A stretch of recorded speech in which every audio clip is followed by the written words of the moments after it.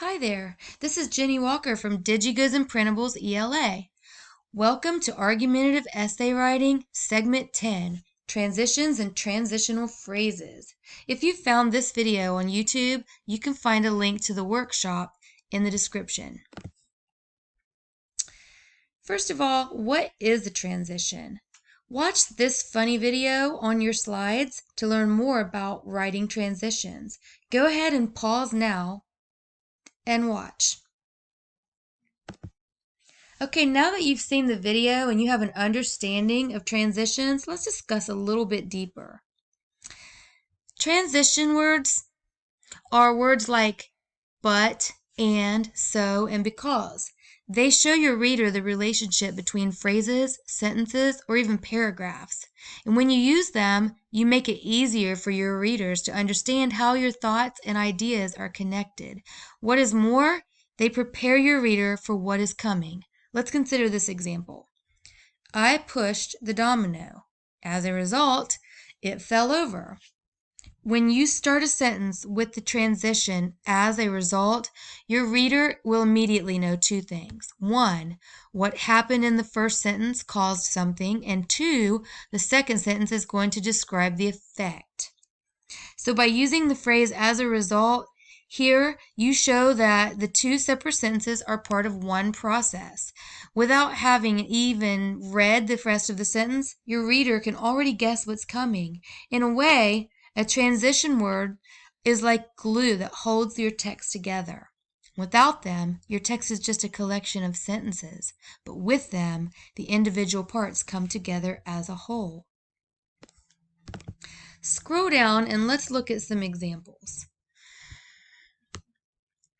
Okay, these are the transitions in the left column, and here are examples. In this column is the categories of transitions, and in this column is the examples or words and phrases. And here are examples within the sentence. So let's just look at a few of these. If you wanted to create a transition for a cause and effect, here are some words or phrases you might use. Therefore, as a result, so, or consequently. So it might sound like this. I'm tired, therefore I'm going to bed. If you want to clarify something, you might use a phrase like this. That is to say, or in other words, or to clarify. And here's how that would sound in a sentence. We're letting you go. In other words, you're fired. You see, in this case, this transition clarifies. It makes it more clear. To clarify means to make more clear. What if you want to show a contrast? You might use the words but, however, on the other hand, and it might sound something like this. I am not fond of fruit, however, I do like bananas. If you're giving an example, you might say for example or for instance, and it might sound like this. In the evening, I like to relax. For example, I enjoy watching TV. You can pause this video and read the other transition categories along with their examples and how they sound in sentences. Go ahead and pause now and think about these phrases. Now let's talk about what writing looks and sounds like with and without transitions. Scroll down to the next slide and read both paragraphs. Pause this video, and as you read, think about which one makes more sense and which paragraph is easier to read and understand. Okay, listen to the first paragraph. I love peanut butter cookies. They're easy to make and have a short cook time. Brownies are better. They are difficult to make and take longer to cook. They taste better than peanut butter cookies. They are chewy, gooey, and absolutely irresistible. Without transitions, this paragraph is hard to read, confusing, and it actually sounds like the writer is contradicting themselves. But let's take a look at the same paragraph, and the only difference is we've inserted transitions highlighted in yellow. Listen to how much more this paragraph makes sense. I love peanut butter cookies. They are easy to make and have a short cook time. However, brownies are better. While it is true that they are difficult to make and take longer to cook, nonetheless, they still taste better than peanut butter cookies. They are chewy, gooey, and absolutely irresistible.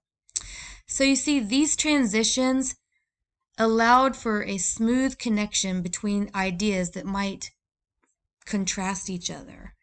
This is why transitions are vitally important. Now that you understand the purpose of transitioning, let's talk about transitioning into evidence. Transitions should be placed throughout an essay, and there is one very natural place to put them, and that is just in front of your evidence, and also before you present your elaboration or your discussion on that elaboration.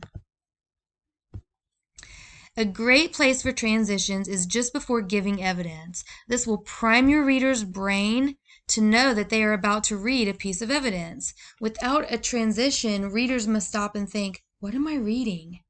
Transitions allow the reader to flow along without interruption. Writing that does not include good transition is often choppy and difficult to read.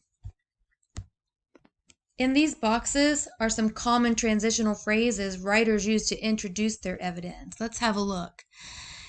According to, and then you would say the name of the person, or a good transition could be according to, and then you put the name of the article or the passage, or you might say consider this, and then present the evidence. Or another popular one is evidence suggests that, blah, blah, blah. You see where this is going? Let's take a look at this in specific examples, or in two specific examples. All right, this green text is the transition, and the yellow text is the evidence. Here are two examples. 1. According to Russell Cambridge, a professor at the University of California, evidence, schools that committed to providing more nutritious lunches found that not only did grades and test scores improve, but also behavioral problems decreased dramatically. So you see, we introduced this evidence with this transition. And here's another example. According to, well, this is an expert quote, okay? So this is a quote from a valid source because this person is an expert in his field. He has obviously earned a degree and even teaches on this subject. And here's an example, here's an example of a statistic. This is a statistic, a fact represented by numbers that prove school uniforms decrease. Here's a transition into this piece of evidence, which is a statistic. According to the National Center for Education for Statistics, within 1 year after the implementation of uniforms, fights and muggings at many schools decreased by 50%, while sexual offenses were reduced by 74%.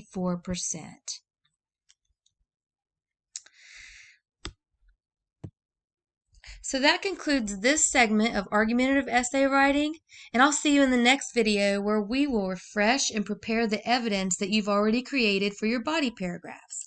Once again, if you've found this video on YouTube, you can find a link to the workshop in the description. And teachers, make sure to join me and other educators on Facebook where we will discuss grading hacks, tips, and best practices.